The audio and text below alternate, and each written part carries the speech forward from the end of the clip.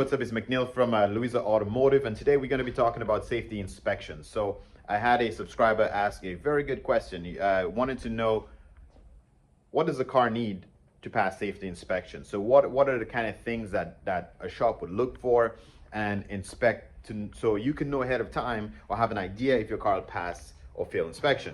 Now that topic is very complicated and there's a lot of different things they look at. So today we're going to be focusing on cracked windshields. Can your cracked windshield pass a safety inspection?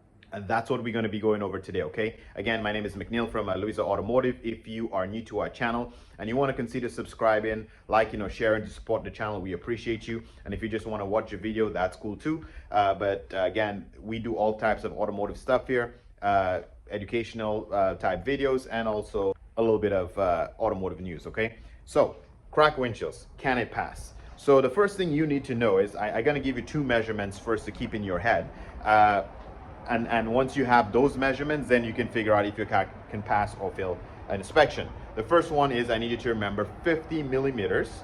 And then the second one is 13 millimeters, okay? So there's two types of things you can have on your windshield. Obviously you can have a crack or you can have a stone chip. So those two measurements I gave you is the maximum length of crack and the maximum length of a stone chip you can have, okay? So let me break it down and show you what I mean, okay?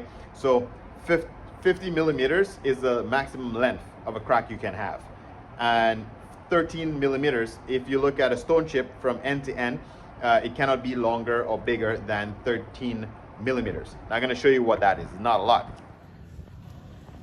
Okay, looking at this dirty car windshield here, it's the best way to explain it to you.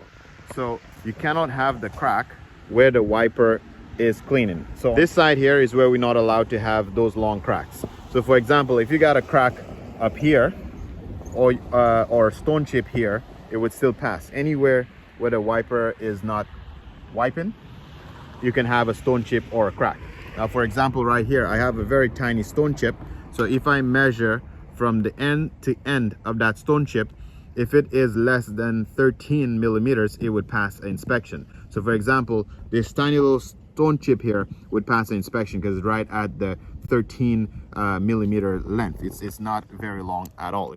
Now when we're talking about the 50 millimeters, means if you have a crack this long on your windshield, it would fail. Now here's the tricky thing. If the crack starts from here and goes across here and it comes to this point, I'm only supposed to measure from where the wiper touches to here, if that makes sense. So let's imagine there's a crack coming this way and goes all the way here. If I measure from here to here, that means it passed beyond my tape, so it would still fail. But if the crack was a little shorter and I measure from here to here, it could pass the inspection. I'll show you the one inside.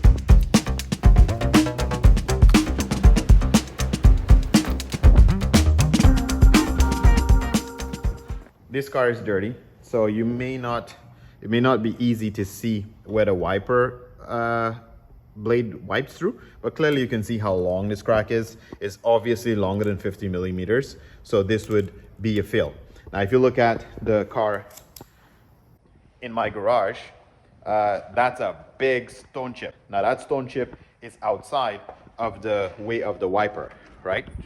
So it's outside of the wiper way, if that makes sense. So it's outside the way of the wiper, so that would also pass an inspection.